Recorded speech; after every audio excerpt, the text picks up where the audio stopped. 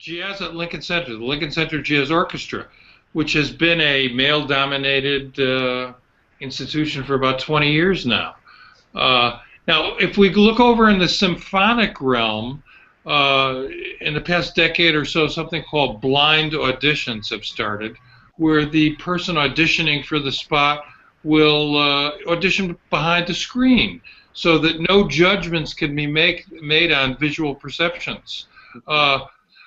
Claire, do you think this might be a good way to move forward and might open things up a bit if we had blind auditions for groups? Absolutely. Like... Absolutely. Without a doubt. If it's a blind audition, you're auditioning the person based on what they sound like, period. Right. There's no other factor involved. So, you know, I think that a lot of times if the curtain comes down, the people auditioning would be very surprised, you know. I mean, and I don't think it's just, I mean, I think music, I don't believe that music itself has gender or, you know, age or any of that stuff. Music is pure sound. So if you take away all those other, if you go in a sensory deprivation tank and just hear music, it's a pure thing. So the thing that I feel about those auditions is what would be fair. I don't believe that the Jazz at Lincoln Center Orchestra has ever held auditions. I believe it's always been word of mouth and people connecting to who they know.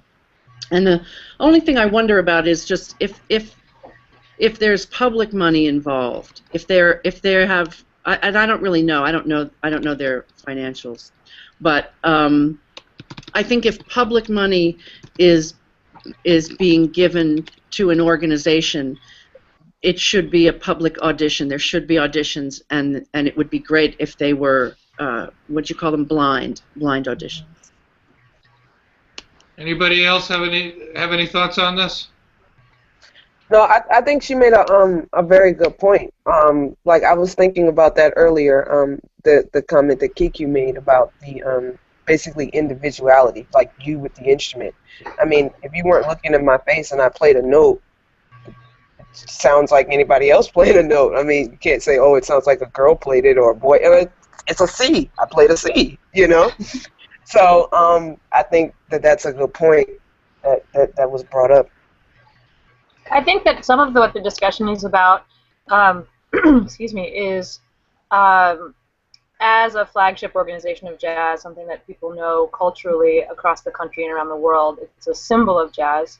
That Jazz at Lincoln Center and a few other places have that prestige.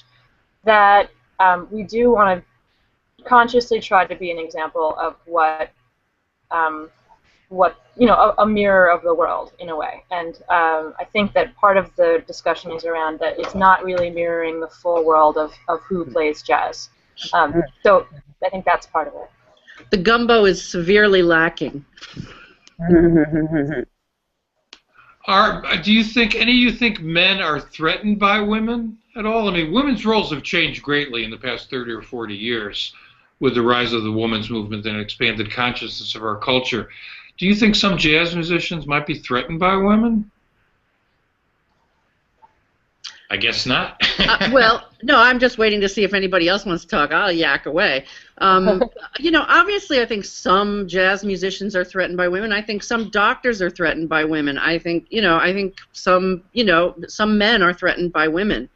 But I think it would be great if, as the power structure, you know, operated if it was a little more fair. You know, I think we would all see a better representation of life.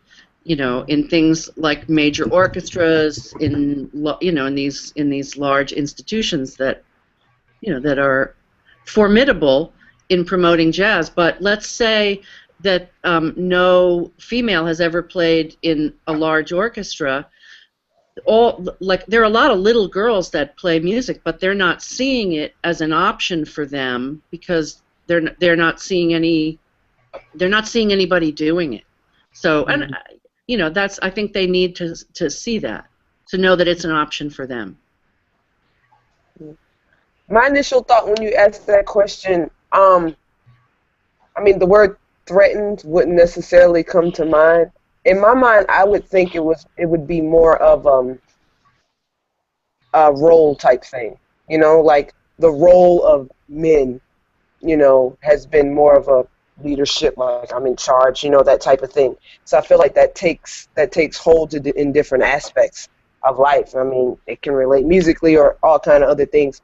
So, I mean, when you first asked the question, I didn't really think of it like a threatened thing. I think of it more of that's the mindset, you know, throughout time.